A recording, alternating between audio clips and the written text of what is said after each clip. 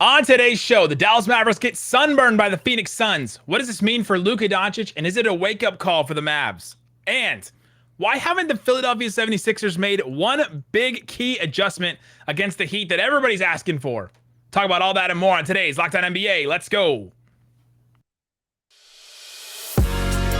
You are Locked On NBA, your daily NBA podcast. Part of the Locked On Podcast Network, your team every day.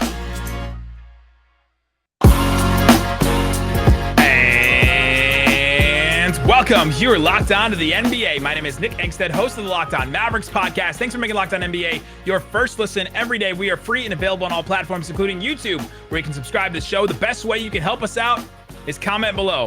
What's your favorite team? What did you think about Luka getting dominated in that game? I'm sure there are thoughts on both sides of that. And joining me, as always on a Thursday, the host of Locked On Bulls. What you got for me, Pat the Designer? Hey, we saw two games tonight. They were playing basketball, at least on one team. One team showed up in both games, and the Dallas Mavericks fall to the Phoenix Suns. The Sixers fall to the Miami Heat. Both those games to talk about, and then maybe some little extras at the end. We got Ben Simmons back surgery, Gary Payton, the second injury update, the NBA officials, and Jack Harlow going back and forth on Twitter. So weird. We'll talk about that and maybe a little counted up segment at the end. But let's start with, the Phoenix Suns are just the best team in the NBA, and they have been for months. We've known this for months. They got 64 wins in the regular season.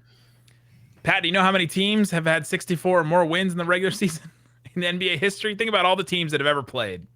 In NBA history, the Bulls. Give me a ballpark. Bulls. Yeah, how many? There's like 6 Bulls up there, but give me a ball. Mostly Bulls. Give me a ballpark. You're talking team, like same team can do it multiple times. 30? 25 okay, teams. That was real close. I was surprised. There are 25 teams in NBA history have had 64 wins, and this is not a team that just got to 64 wins because they were like the 7 seconds or less, Suns, where they had incredible offense and a suspect defense. Yeah. Number 3 in offensive rating and defensive rating. This Suns team, when healthy, which they are now, they were not in the first round, and so people were saying, "Oh, even myself, I got caught up into it with, oh man, the Pelicans took 2 games off of the Suns. This Suns team may not be all it's cracked up to be. They may just be a regular season bubble." No, this Suns team is amazing. Their starting lineup just kind of doesn't have any weaknesses.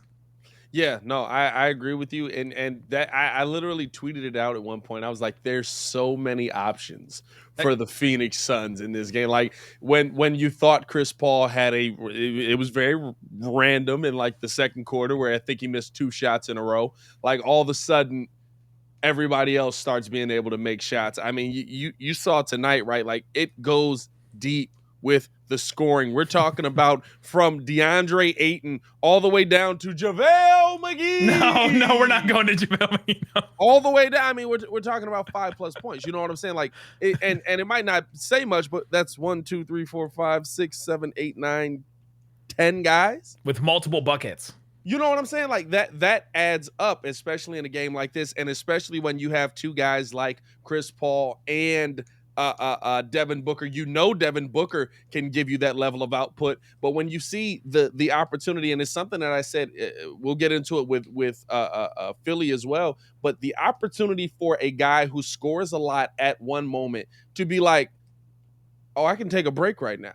Or I can just kind of focus on the defensive end. I don't have to come down here and get buckets. Oh, y'all, Chris Paul is dominating right now in the fourth. You know where Devin Booker was?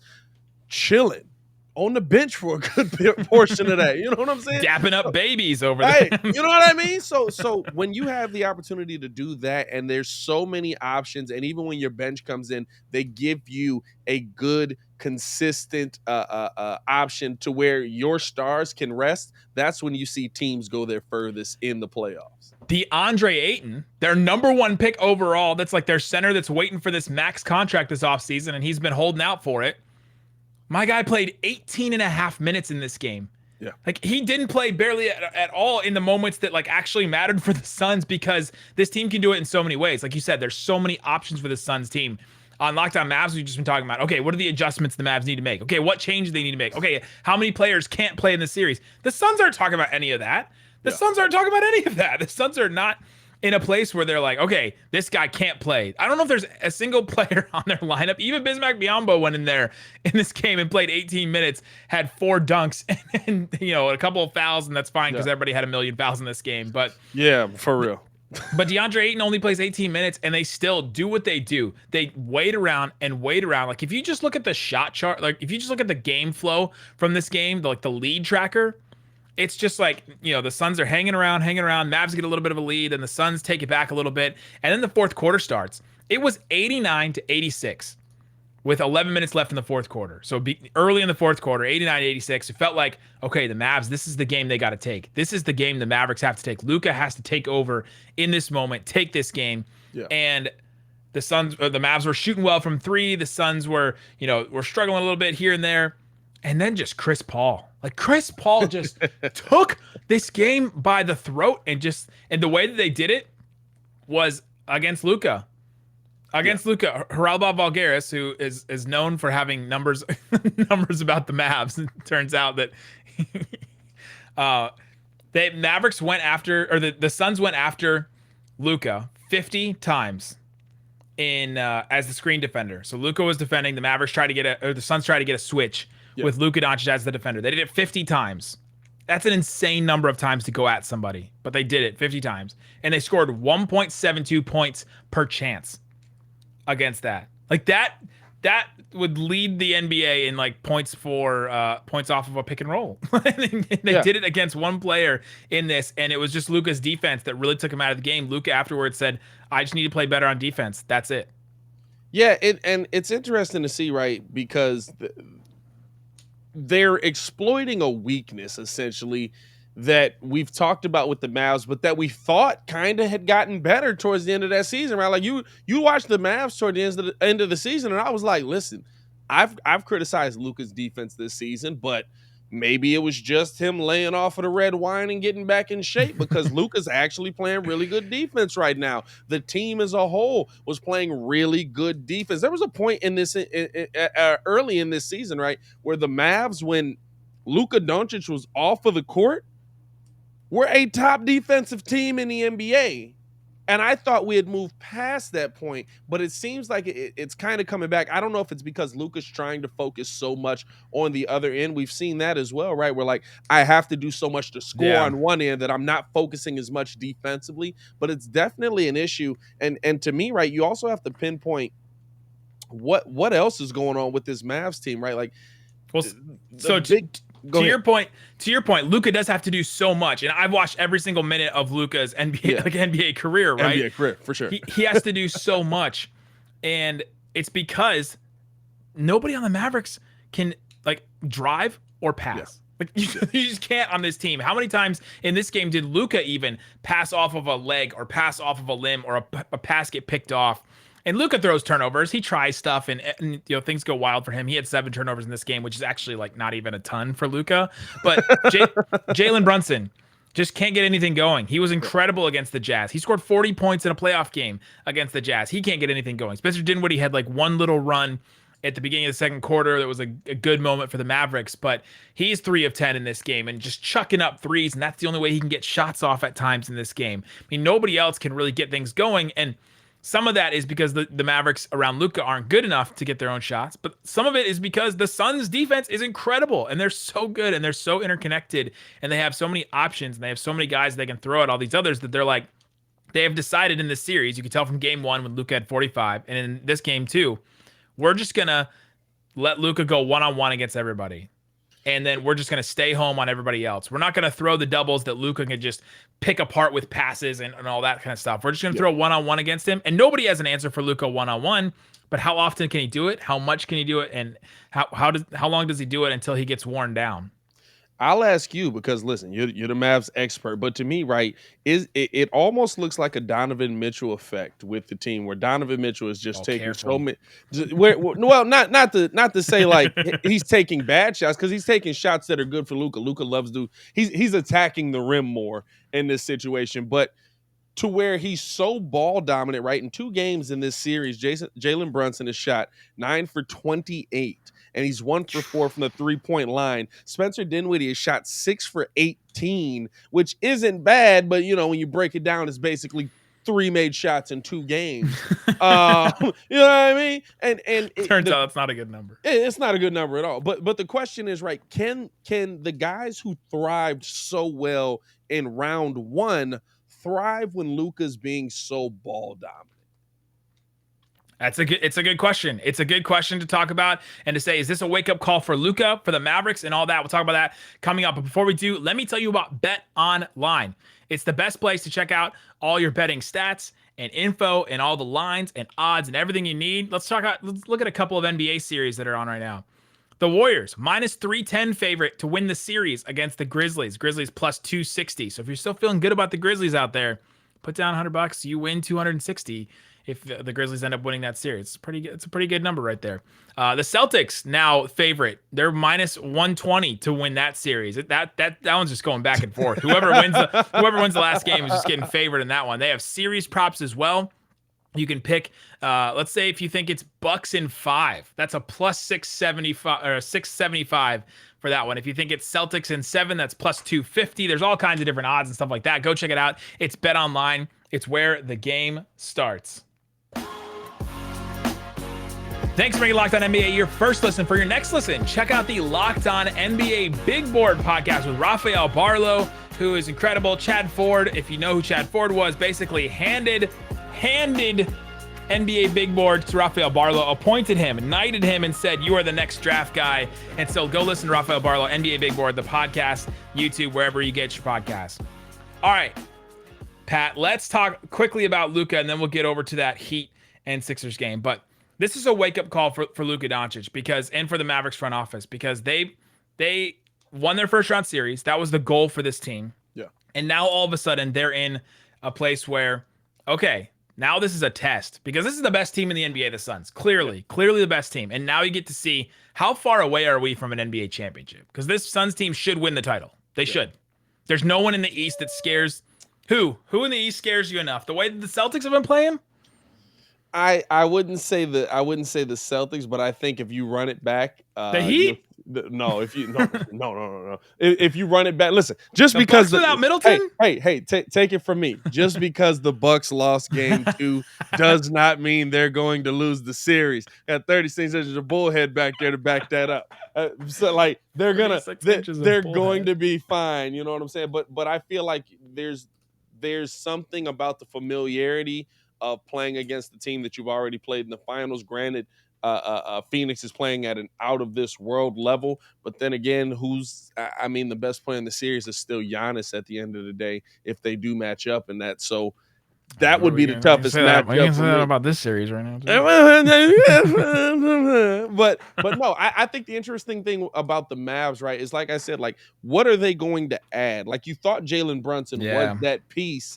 Is he really that piece? Or is this just like there's two things that were true, right? You're playing against the toughest, the toughest defense in the Western biggest Conference. test. The biggest test in the NBA you could have in the second round. And Jalen Brunson is struggling against it, while you also have to look at it and say, well, yeah, he's not been in this position before. Oh, by the way, none of the Mavericks have been in this position before. They haven't been to this point in the season before. And so I feel like there's kind of a give and take with that, right? And there is something to say, yeah, we might need to add a couple of pieces, but continuity is important. And getting to this point is a huge step for Dallas in this situation to me.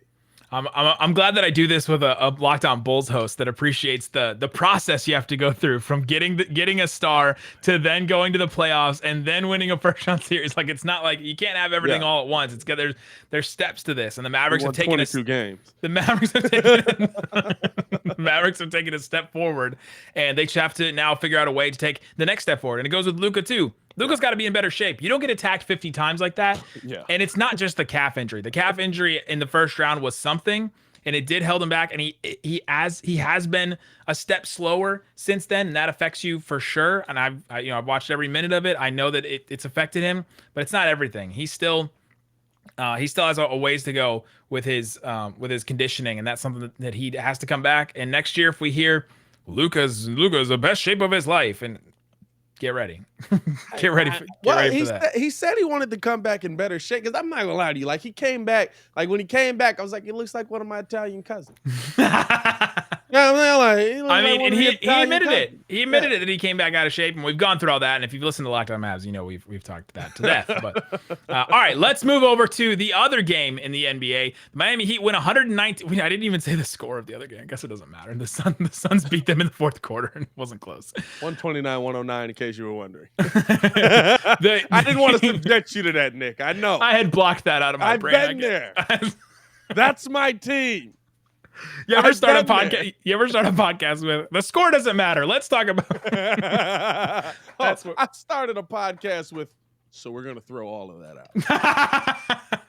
Nothing you did tonight mattered. The Heat win 119 to 103. The Miami Heat in this game, it just felt like they were holding the Sixers, and the Sixers again are without Joel Embiid, with the orbital fracture, with the concussion, and all that kind of stuff. It just felt like the Heat were holding. The Heat were without Kyle Lowry as well. We should mention that too. The Heat were holding the Sixers at arm's length. They were like, I'm just going to hold you with the stiff arm and just hold you and hold you and hold you and not really let you get in anywhere. Because the Sixers only led in the first quarter. It was kind of back and forth. And then after that first quarter, the Heat went on a little bit of a run, and they just kind of never looked back. And they never really went on this big run. And I've been waiting for the Heat. I waited all game for the Heat to go on this run where they went 20-5 or something like that, or went on an 11 to 12 point run. And it kind of went there at the end. We'll talk about that in a minute, but they never went on this dominating run. And it was kind of their defense that didn't really get them there. Yeah, it was an interesting game, especially when you look at Miami, right? Like, I feel this series feels weird because I came into this like, first off, just the person that feels like James Harden is just manipulating the league, and so I'm kind of enjoying seeing him like not be good, because it's just like, why? How's he keep getting deals that put him on teams with superstars when I know he's going to leave? But anyway, like you look at this game though, like it felt like there was never a moment where the Heat were the more dominant team. And I just watched it. And they were just better. But I watched it, and I was like, if Embiid, me and you texted, I was like, if Embiid's here, they lose. And the way that they were playing in this game. Yeah. I feel like they might have lost game one if Embiid is there. Just because of like Bam Adebayo absolutely is able to cook. DeAndre Jordan's basically nothing down there. And then they're going with a smaller ball lineup. You got Harden, Maxey, Green, Harris doing more. Paul Reed is the other center in the Sixers. Like a lot of people were talking about the Sixers. Is he though? The Sixers should go. They were talking about the Sixers should go small, and Paul Reed is the other guy that would be the center for them. And I'm gonna look at Basketball Reference. He's officially listed at 6'9". I don't know that he's 6'9". He's probably shorter than that. But Bam Adebayo, 23 points in this game. Matchup, Bam can dominate. And should, right? Yeah. And so we were just waiting, and the Heat won, and they took care of business and all that kind of stuff. Good for the Heat. They have these, they have these guards in Strus and Vincent that they have developed. That's been an incredible story for them. Jimmy Butler back from all these kind of weird injuries this year. Bam Adebayo injuries this year. Still missing Kyle Lowry. Like, good for the Heat to take care of business, to win this game, and to get a big lead at the end. But they never dominated in this game, I felt like. And so I'm just waiting for the Heat to do that. So if you're starting to look at the Heat playing, the Celtics or the Bucks in the next round, I'm a little worried about them if I was looking at this game. Does the emergence of Oladipo mean anything to you though? That's the one thing I do want to ask. Excellent. The professional podcaster, Pat the Designer. Let's go. Victor Oladipo in this game, 19.6 boards, and he had some really good moments against James Harden. They put him one-on-one against Harden a lot in this game. Oladipo's found money. Harden had a decent game. He had a good second quarter. Yeah. He had some good moments, but Oladipo has found money for this Heat team. And I think, listen to this. He played 8 games all year for the Heat. And so everyone's like, okay, well, what is he going to look like? What's he going to look like? And we're finding out now. He's played 60 games since 2019, since January 26th of 2019. So honestly, even like go back to like the beginning of 2019, he's only played 60 games. Yeah. But him and then Tyler Hero with 18 points off the bench were a big reason why the Heat did win this game. They outscored the Sixers 52-19 in bench points, and that was a massive thing for them. And Oladipo should get a lot of credit because he's come back and now he's looking like kind of all-starry Oladipo a little bit. Yeah, it's interesting when you see him play, right? Because he's starting to look like which Oli, right? There's been so many. He's kind of starting to look like how Indiana Oli was, but like, oh, I also have other good players on my team, so I can't just go off for 40. But he looks like he would have the capability to do that if you needed him to. Now, whether he would or not, that's a different story. But the part that really interests me is like, while we're talking about they don't have Embiid and while not on the same level at all, the Heat without Kyle Lowry to where he It's a can big loss. direct everybody, that's a big loss for them. And Oli's emergence at a time where hopefully you get Kyle Lowry back heading into the next round. I can only think about that Disney Channel show, the Roly Poly Oli, when you call him Oli. That's the only thing I can think of when I think about that. But coming up, how can the Sixers make this any kind of a series? Because we don't think Joel Embiid's going to come back. We got an update about Joel Embiid. We'll talk about that. But how can the Sixers make this any kind of a series? We'll talk about that coming up, and we'll hit you with a little bit of a little of that coming up. But before we do, let me tell you about RockAuto.com. With the ever-increasing number of makes and models of cars, it's impossible for a chain store or even the dealership to have all the parts that you need. You're just going to have to wait anyway. So why not wait for it to get delivered right to your home and pay 30%, 50%, even 100% less on some of these parts that you're going to get delivered right to you that you can put on yourself. Go check it all out. RockAuto.com prices are reliably low for every customer. They have everything you need. Brake parts, tail lamps, motor oil, even new carpet. No brake pants for your cars. Go explore the easy-to-use website today. Find the solution to your auto parts needs. It's rockauto.com right now. See all the parts available for your car or truck. Right, Locked On in their How Did You Hear About Us box so they know that we sent you. It's amazing selection, reliably low prices, all the parts your car will ever need. rockauto.com. All right, Pat, we're talking about the Philadelphia 76ers falling the Miami Heat. Miami Heat taking care of business, getting their win. Still waiting for them to look dominant, but they get the win. Victor Oladipo looked good for them. For the Sixers, everyone was waiting, and I saw a lot of people on Twitter, and that's kind of the place where you have conversation about basketball during games. Yeah. A lot of people saying, well, why didn't the Sixers go small? Why not just go small? You're getting outscored by this Heat team. They're not taking advantage of you defensively. Why even play DeAndre Jordan? He played 13 minutes. Why even play Paul Reed? He played 25 minutes. Why even play any of these bigs, and why not just go small? I mean, it doesn't change anything for you, right? Like, I guess you got 4 guys on the court or 5 guys on the court that are a little bit quicker, but you got to give credit to Bam Adebayo. Listen, Bam, you put Bam on Tobias Harris. I'm not saying he shuts him down, but if Tobias Harris is the biggest player you got out there and he has no choice but to play Bam, he's going to be tired on one end for Bam going down to work in the paint and just killing you on the mid-range. And on the other side of that, right, like, there's not much that you're going to overly dominate against Bam Adebayo at that 5 spot. And that's usually when you go small, that's where you feel like you have your advantage. But Bam's, what is he, 6'9", 6'8"? Like he's a small forward, power forward with huge shoulders and a great vertical. You know what I'm saying? Like, so and not to discredit what he is, like he's a great player, but it's not like we're talking about DeAndre Jordan trying to keep up with Tobias Harris here. We're talking about a guy who's similar in size and build to Tobias Harris, trying to keep up with Tobias Harris. And so I feel like going small in this situation doesn't do much for you. And especially with this Philly team, right? Like, let's be real. We can come up with reasons why we want them to, they should do this. They should make this change. Where's James? You traded for James Harden. Where's James Harden? He's taken 13 and 15 shots in 2 games. That's not enough. I'm sorry. Joel Embiid is not there. You have to be the offensive juggernaut. Are we talking about Maxey is now the number 1 scoring option on this team? That's not why we traded away everything we had in this organization to go get you. Where's James Harden? I'm sorry. 20-9 looks good on paper, but it's not an impact on the floor. No. I watched James Harden be out there, and I'm not going to lie. There were times where I was looking, and I was like, where the heck's James Harden? Is he on the bench? Oh, he's still in the game right now. He's standing over on the sidelines when the ball's not in his hands. He's doing the thing that James Harden did with the Rockets at times. But if you're looking at this, and a lot of people were asking, why not small? Part of that is, yes, James Harden's got to step up. But the Sixers did go small in this game. Yeah. That's going to be a conversation, but the Sixers did go small at a certain point. In the fourth quarter, at 8 minutes and 23 seconds, it was a 10-point game, and the Sixers were were down by 10. Paul Reed subs out. DeAndre Jordan wasn't anywhere to be found. And that's when the Heat went on a 10-0 run. They went on a 10-0 run as soon as they went small. And the reason why is because the Sixers this year, without a center, so like without Embiid, without DeAndre Jordan, without Paul Reed, without Charles Bassey, without Drummond, who was on this team before the trade, they played 398 possessions with that look. They haven't tried it. They haven't messed around with it. They haven't showed it enough looks, and they didn't have enough time with James Harden even to try a small ball look like that. So if you're going to say, well, the Sixers should just go small, they can't. Like, they haven't done it enough. They haven't practiced enough. It's the Patrick Ewing.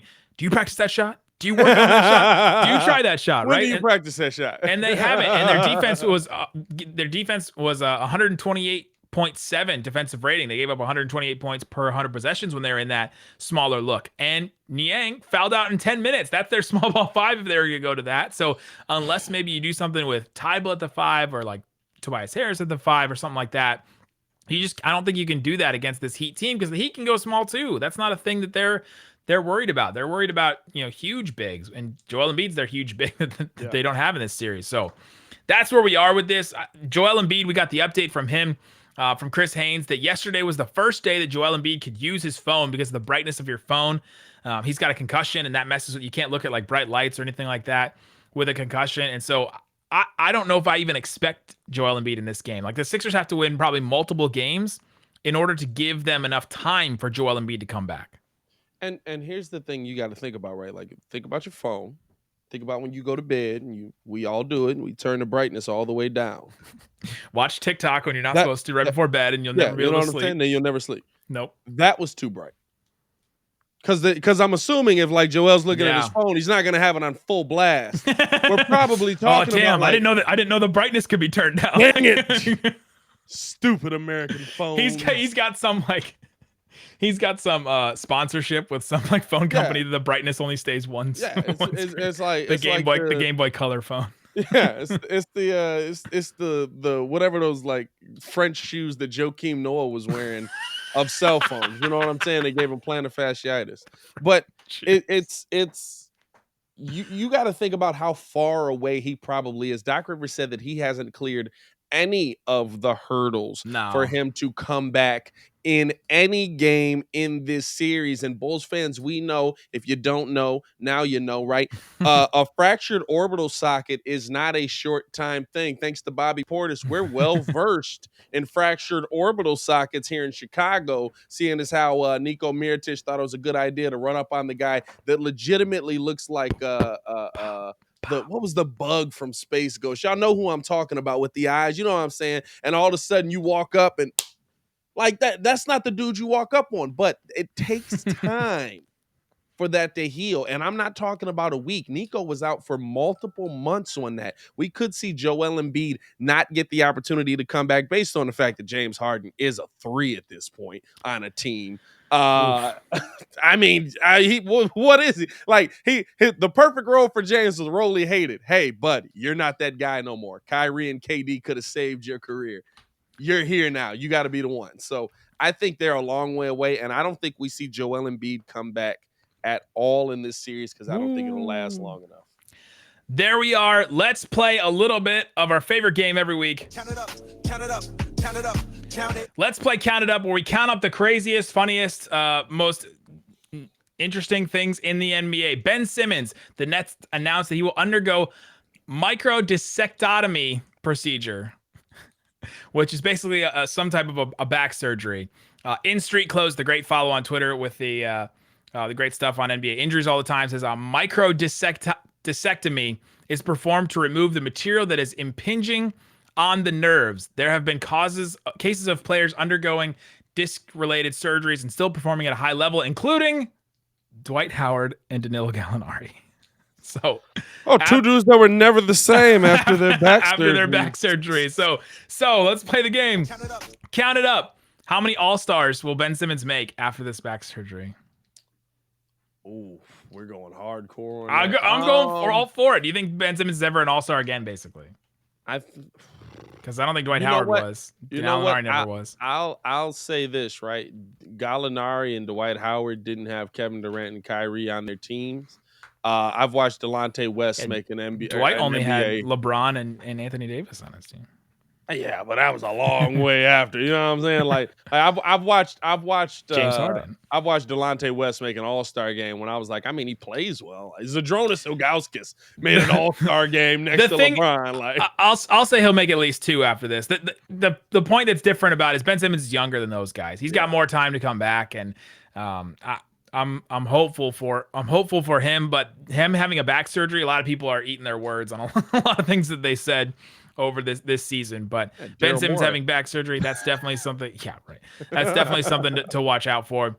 Next one, the Golden State Warriors guard Gary Payton II, after just being a dirty play away from still playing in this, from Dylan Brooks, who'll be sidelined for 3 to 5 weeks with an elbow fracture.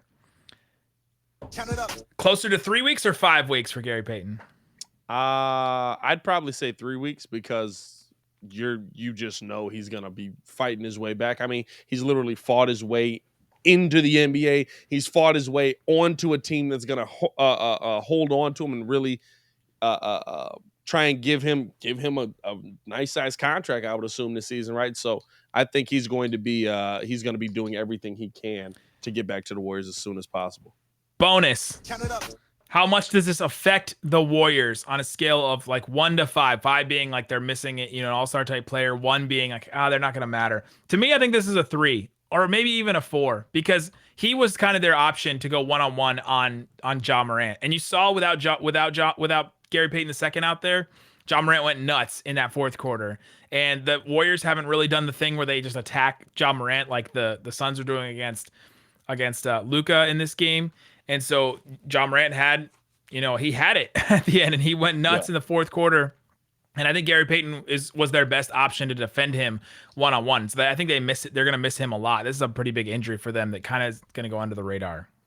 I think there's certain players, right, where your best defender just still isn't good enough. I think, unfortunately, that's Gary Payton, just because of how great Ja is. So I would give it a you said 2 being like, or 1 being like not that important. Yeah, I'd give it a 2, right? He is important. He does matter to the team. He absolutely is a good defender that is a deterrent for Ja Morant. But even if you play Ja Morant well defensively, like Pat Bev dropped the tweet on, shout out to Pat Bev, I must say, pro level. Didn't happen in my series. But the reason it didn't happen in his series is because when Ja Morant couldn't score as easily, he just started kicking the ball around to guys that were wide open and could. So I think that it's a 2 in my opinion, but I still got the Warriors probably pulling this one out, unfortunately.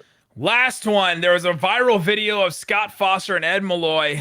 I don't know why we know those guys' names, but we do. They're referees in the NBA. There's a viral video of them not knowing who Jack Harlow was. And then later, yesterday, they posted a video to Jack Harlow's Twitter. They responded to a tweet where they were lip syncing in their car, basically doing carpool karaoke to Nail Tech, which is Jack Harlow's song. And Count it up.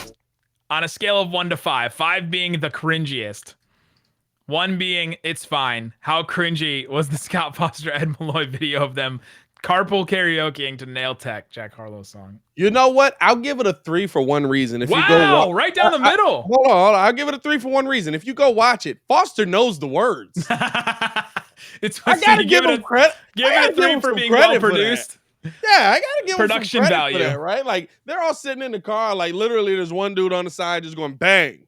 They use the iMovie like preloaded transitions, but they still knew the song. I gotta give Foster a little credit. I'll go 3 on it. Still cringy, right? Still cringy, but I mean, I listen to Eminem, so old white dudes rapping is fine by me. Mom spaghetti. Yeah. There it is. That's Locked On NBA. Go listen to Locked On Bulls. Great stuff all throughout the offseason with Pat the Designer and CEO Hayes. And go listen to Locked On Mavs. We broke down more about the Mavericks and Luka Doncic and all that kind of stuff. We'll be going all the way through the playoffs whenever it ends for the Mavs. We'll talk about all that and more. Guys, thanks so much for listening to Locked On NBA. Boom! Peace.